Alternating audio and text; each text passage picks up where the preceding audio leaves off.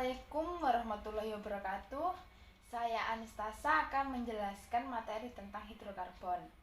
Senyawa karbon atau senyawa organik adalah senyawa kimia yang mengandung atom karbon dan hidrogen. Unsur penyusun senyawa karbon yang penting adalah karbon, hidrogen, oksigen, nitrogen, sulfur, dan fosfor. Senyawa yang terdiri atas karbon dan hidrogen disebut senyawa hidrokarbon. Sedangkan senyawa yang terdiri atas unsur karbon dan oksigen disebut karboksida. Atom karbon memiliki 4 elektron valensi sesuai dengan golongannya. Untuk mencapai konfigurasi gas mulia, karbon membentuk 4 buah ikatan kovalen. Penggolongan hidrokarbon umumnya berdasarkan bentuk rantai karbon dan jenis ikatannya. Berdasarkan bentuk rantai karbonnya, hidrokarbon digolongkan ke dalam hidrokarbon alifatik, alisiklik, atau aromatik. Hidrokarbon alifatik adalah hidrokarbon rantai terbuka, sedangkan hidrokarbon alisiklik dan aromatik memiliki rantai lingkaran atau cincin. Berdasarkan jenis ikatan antar atom karbonnya, hidrokarbon dibedakan atas jenuh dan tak jenuh. Jika ikatan karbon-karbon merupakan ikatan tunggal, ia digolongkan sebagai hidrokarbon jenuh. Jika terdapat satu saja ikatan rangkap atau ikatan rangkap 3, ia disebut hidrokarbon tak jenuh. Terima kasih. Bisa dilanjutkan dengan Di sini saya akan menjelaskan tentang minyak bumi. Yang pertama adalah pengertian dari minyak bumi. Minyak bumi merupakan campuran kompleks yang dari senyawa organik yang terdiri dari hidrokarbon dan non-hidrokarbon yang berasal dari sisa-sisa mikroorganisme, tumbuhan, dan hewan yang telah tertimbun selama berjuta-juta tahun. Kandungan senyawa hidrokarbon dalam minyak bumi lebih dari 90% dan sisanya merupakan senyawa non-hidrokarbon seperti sulfur, nitrogen, oksigen dalam kadar yang bervariasi, volatilitas, specific gravity, dan viskositas yang beragam. Speik 1991. Langkah-langkah atau proses pembentukan minyak bumi. Yang pertama adalah ganggang hidup di danau atau juga di laut, mengumpulkan energi dari matahari dengan fotosintesis. Yang kedua adalah setelah ganggang-ganggang ini mati, maka akan terendapkan di dasar cekungan sedimen dan membentuk batuan induk atau source rock. Apa sih batuan induk ini? Batuan induk atau source rock adalah batuan yang mengandung karbon atau high total organic carbon. Selanjutnya, yang ketiga adalah batuan induk akan terkubur di bawah batuan-batuan lainnya yang berlangsung selama jutaan tahun. Proses pengendapan ini berlangsung secara terus-menerus.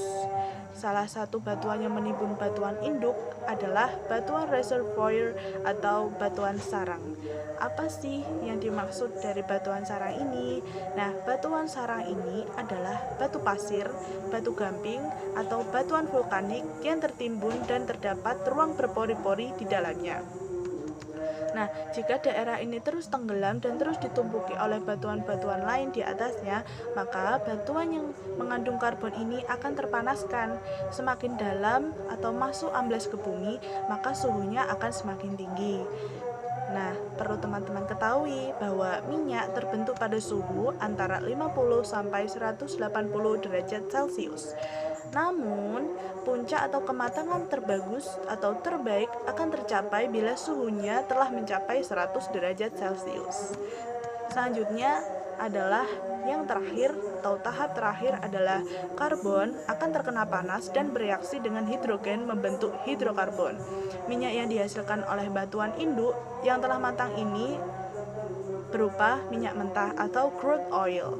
Nah, walaupun berupa cairan, ciri fisik dari minyak bumi ini berbeda dengan air. Selanjutnya adalah kegunaan dari minyak bumi. Minyak bumi memiliki banyak sekali manfaat dalam kehidupan sehari-hari kita. Salah satunya adalah sebagai salah satu sumber energi transportasi. Salah satu olahan dari minyak bumi adalah bensin. Bensin merupakan salah satu bahan bakar transportasi yang masih memegang peranan penting sampai saat ini. Bensin mengandung lebih dari 500 jenis hidrokarbon yang memiliki rantai C5 sampai C10. Kadarnya bervariasi tergantung komposisi minyak mentah dan kualitas yang diinginkan. Berdasarkan penjelasan di atas, dapat kita ketahui bahwa minyak bumi berasal dari bahan-bahan organik seperti tumbuh-tumbuhan dan hewan yang telah tertimbun di dasar laut selama berjuta-juta tahun lalu. Walaupun proses pembentukan minyak bumi ini baru diketahui pada abad 1 sampai 2 ini, namun fakta ini telah dijelaskan dalam Al-Quran 14 abad yang lalu dalam Quran Surat Al-A'la ayat 1 sampai 5. A'udzu billahi minasyaitonir rajim. Bismillahirrahmanirrahim. Sabbihisma rabbikal a'la. Alladzi khalaqa fasawwa walladzi qaddara fahada walladzi akhrajal mar'a faj'alahu ghusaa'an ahwa. Shadaqallahul azim. Yang artinya, sucikanlah nama Tuhanmu yang maha tinggi, yang menciptakan dan menyempurnakan, dan yang menentukan kadar dan mengarahkan atau memberi petunjuk, dan yang telah menumbuhkan atau menciptakan rumput-rumputan atau al-mar'a. Lalu dijadikannya rumput-rumput itu kering kehitam-hitaman atau gusa ahwa. Nah, di ayat keempat ini Al-Quran menggunakan kata al-mar'a yang menurut Arabic English Language Lexicon dapat berarti padang rumput maupun tumbuh-tumbuhan jenis rumput-rumputan. Jika pepohonan dalam Al-Quran adalah syajarota dan tumbuh-tumbuhan secara umum dikatakan dengan nabata, di ayat keempat ini Al-Quran menggunakan kata al-mar'a yang mengacu pada substansi organik atau tumbuh-tumbuhan jenis rumput-rumputan, termasuk pula tumbuh-tumbuhan air seperti ganggang dan hidrilla. Al-mar'a ini juga mengacu kepada tumbuh-tumbuhan di periode awal terbentuknya bumi. Selanjutnya, di ayat kelima dikatakan faja'alahu gusa'an ahwa, yang arti kata perkataannya adalah kemudian dijadikannya itu gusa'an ahwa. Gusa'an ahwa menurut Arabic English Language Lexicon berarti the rubbish or small rubbish or particle of things or refuse and scum and rotten leaves mixed with the stone borne upon surface of a torrent, yaitu kumpulan partikel, sampah, ataupun daun-daun busuk yang tercampur dengan sampah tersebut yang mengalir dengan sangat deras atau torrent. Sementara ahwa berarti gelap, menjadi diwarna hitam kehijau-hijauan.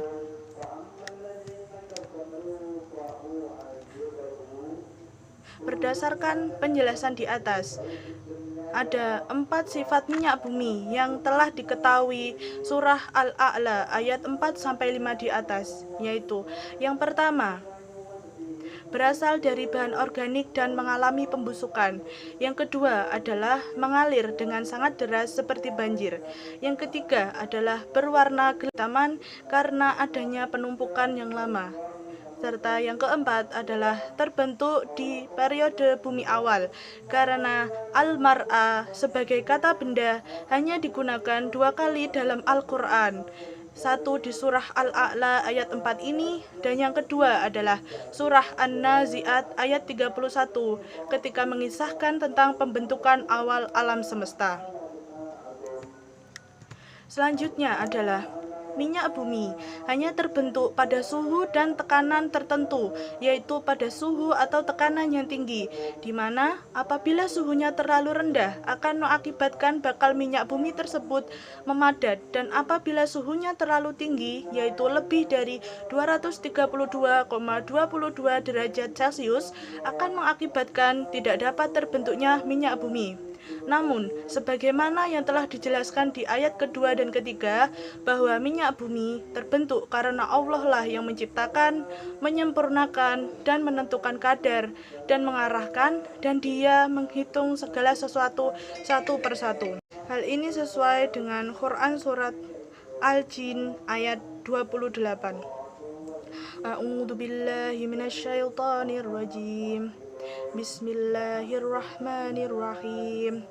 Liya'lama an qad ablagu risalati rabbihim wa ahata bima ladaihim wa ahsa kulla syai'in adada. Shadaqallahul adzim. Yang artinya, agar dia mengetahui bahwa rasul-rasul itu sungguh telah menyampaikan risalah Tuhannya, sedang ilmunya meliputi apa yang ada pada mereka, dan dia menghitung segala sesuatu satu persatu. Assalamualaikum warahmatullahi wabarakatuh. Selamat pagi semuanya. Bagaimana kabar kalian hari ini?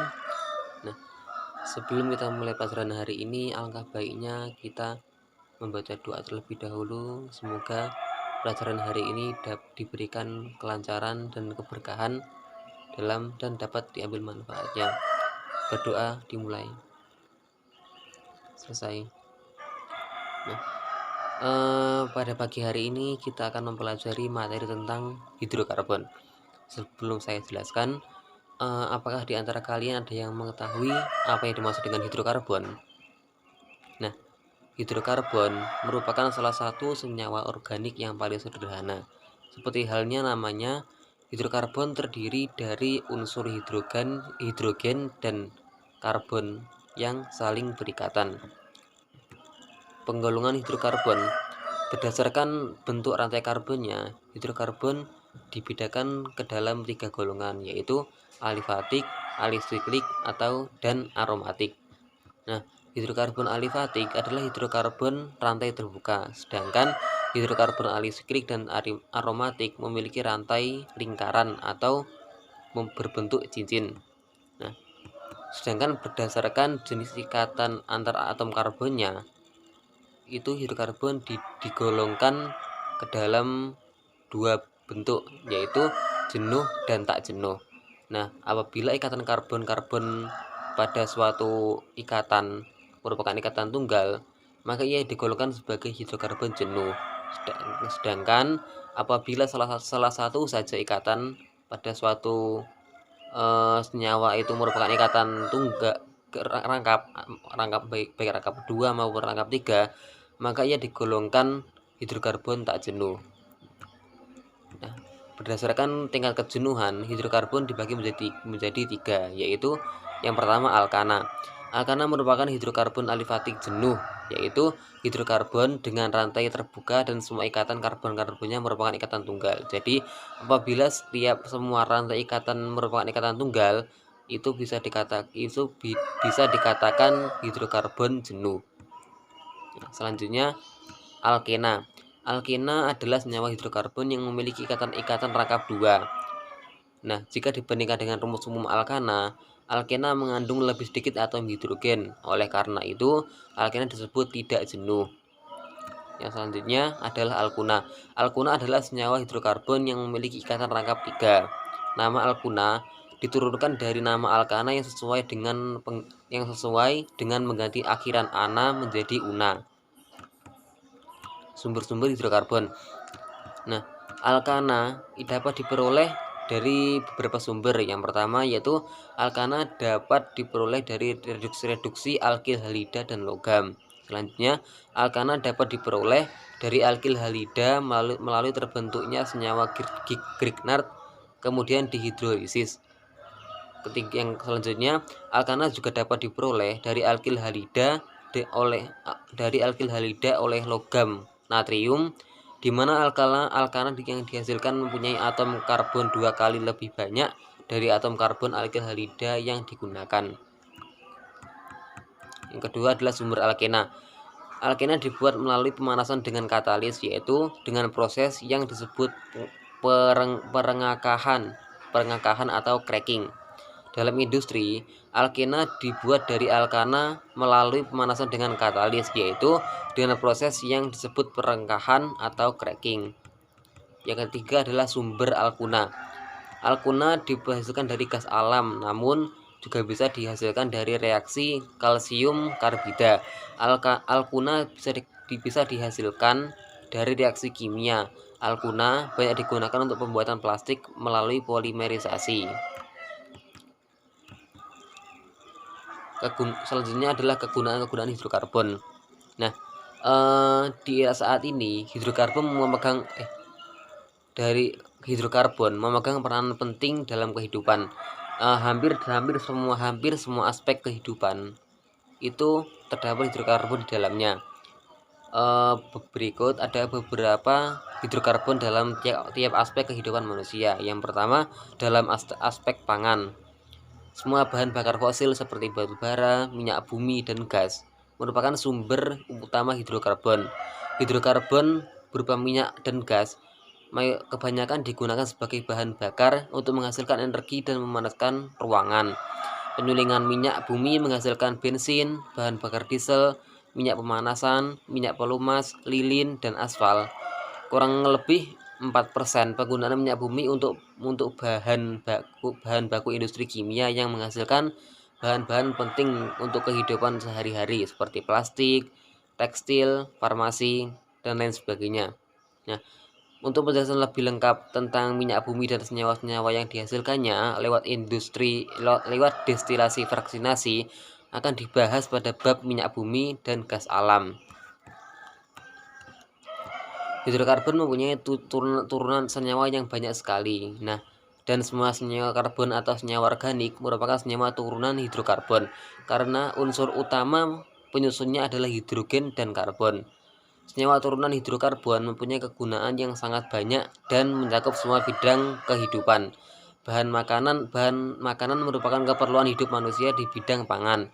Senyawa-senyawa yang terkandung di dalam bahan makanan masing-masing mempunyai fungsi bagi tubuh manusia. Misalnya, karbohidrat untuk memenuhi kebutuhan energi dan dalam melakukan aktivitas sehari-hari.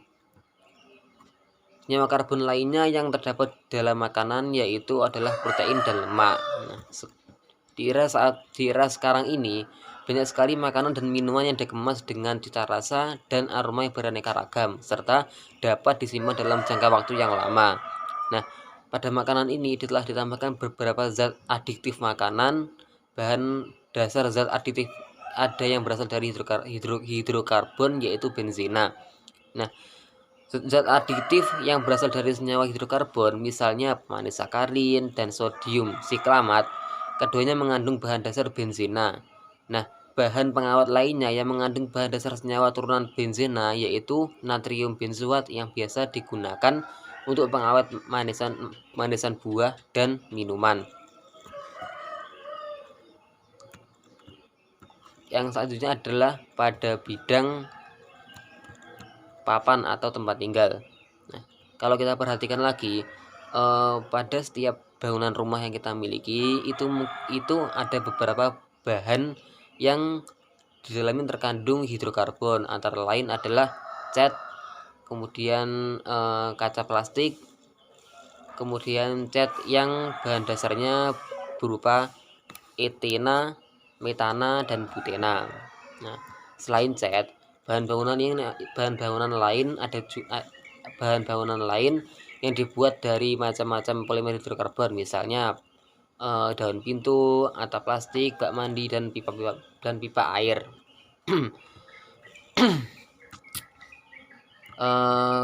Kemudian kita masuk pada bagian minyak bumi. Nah, minyak bumi merupakan campuran kompleks senyawa organik yang terdiri atas senyawa hidrokarbon dan non-hidrokarbon yang berasal dari sisa-sisa mikroorganisme, tumbuhan, dan binatang yang tertimbun selama berjuta-juta tahun.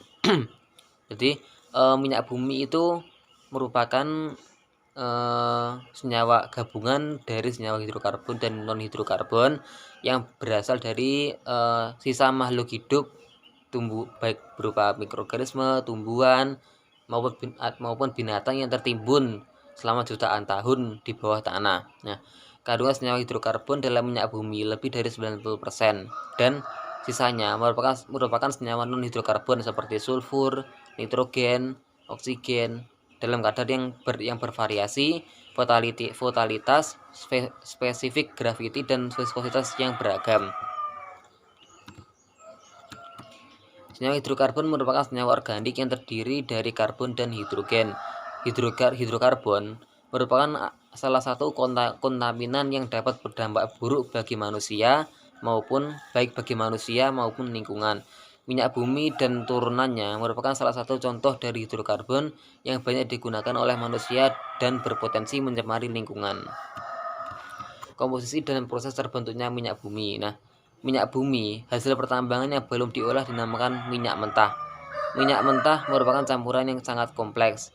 Komposisi minyak mentah secara umum adalah 57% hidrokarbon alifatik, 29% hidrokarbon aromatik, 14% resin, dan 2% belerang tiofenik yang terikat dalam hidrokarbon aromatik. Nah, untuk proses terbentuknya minyak bumi, kita ambil saja contoh pada makhluk hidup berupa ganggang. Nah, ganggang hidup di danau tawar.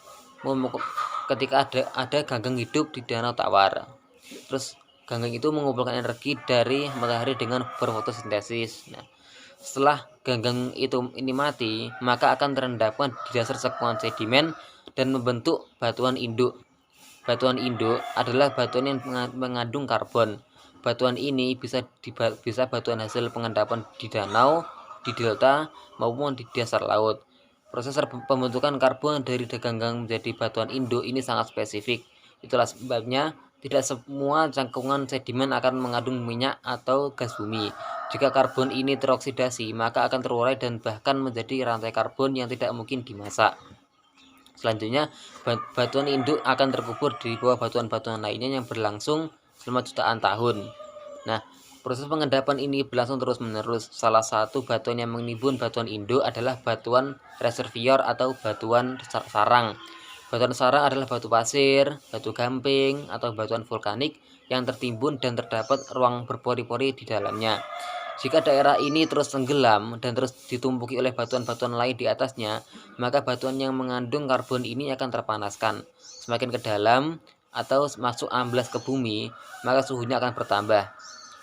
Minyak terbentuk pada suhu antara 50 sampai 180 derajat Celcius. Tetapi puncak atau kematangan terbagus akan tercapai bila suhunya mencapai 100 derajat Celcius. Ketika suhu terus bertambah, karena cekungan itu semakin turun dalam yang juga diikuti penambahan batuan penimbun, maka suhu tinggi ini akan memasak karbon yang ada menjadi gas. Karbon terkena panas dan bereaksi dengan hidrokarbon membentuk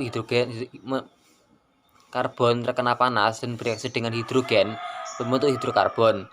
Nah, minyak bumi yang dihasilkan oleh batuan induk yang telah matang ini berupa minyak mentah. Walaupun berupa cairan, ciri fisik minyak bumi mentah berbeda dengan air. Salah satunya yang terpenting adalah berat jenis dan kekentalan.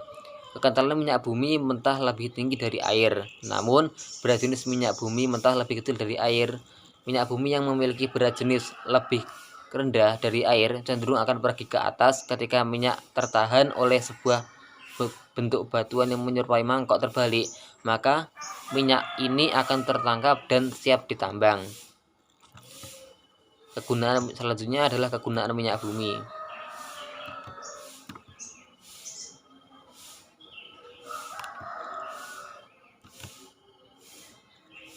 Walaupun fakta tentang pembentukan minyak dari bahan organik ini baru diketahui 1 atau 2 abad ini, namun ternyata hal ini telah disebutkan oleh Allah Subhanahu wa taala dalam kitab sucinya Al-Qur'an 14 abad yang lalu di dalam surat Al-A'la ayat 80 ayat 1 sampai 5. Nah, dari